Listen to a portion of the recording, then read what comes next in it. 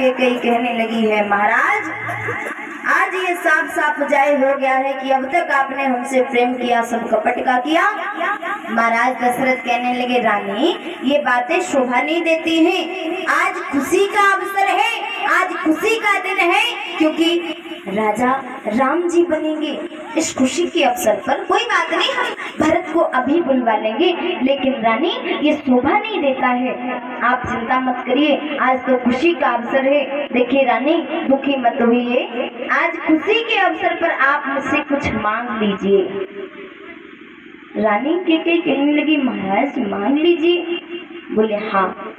रानी कैकेयी कहने लगी, वाह राजन वाह, आपने क्या मांगे आपसे?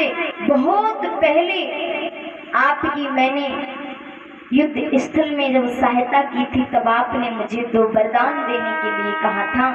वो दिए हुए 2 वरदान आप अभी तक नहीं दे पाए, तो भला और क्या आप हमें दे सकते हो? मैं क्या मांगू आपसे? आज रानी कैकेयी कहने लगी, राजन जब आपने दिए हुए 2 वरदान अभी तक नहीं दे पाए, तो भला और क्या दे सकते हो? रानी कैकेयी ने कहा, मुझे लगता है महाराज आप भूल गए हो। कौन कौन से तुमने कहा था कि 2 वरदान हम तुम्हें देंगे, और लेकिन आज तक आपने हमें वो वरदान नहीं दिए हैं। आप लगता है भूल गए हो। रानी कैकेयी कहने लगी है, महाराज दशरथ कि मेरे 2 बड़े दान पिया पूरी बहुत दिन पहले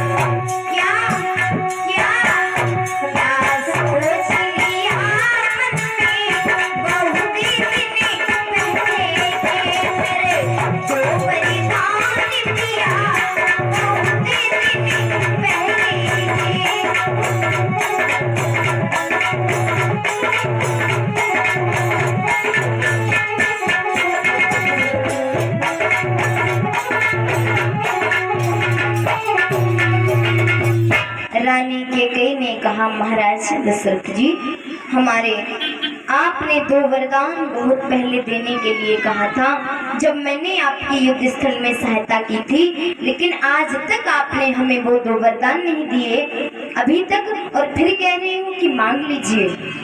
महाराज दशरथ ने कहा कि रानी देखो, कोई बात नहीं, वो भी मिल जाएंगे, लेकिन तुम नाराज मत होइए और इन फटे पुराने वस्त्रों का त्याग करके सुंदर से वस्त्रों का पहन लीजिए, और तुम आज देखिए रानी, जो भी मांगोगी वही पाओगी।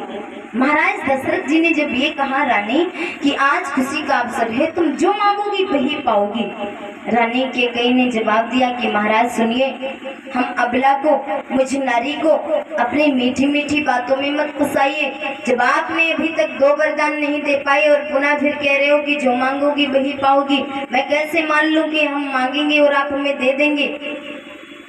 रानी कहने लगी कि महाराज हमें बहकाइए नहीं, सुनिए हमारी बात।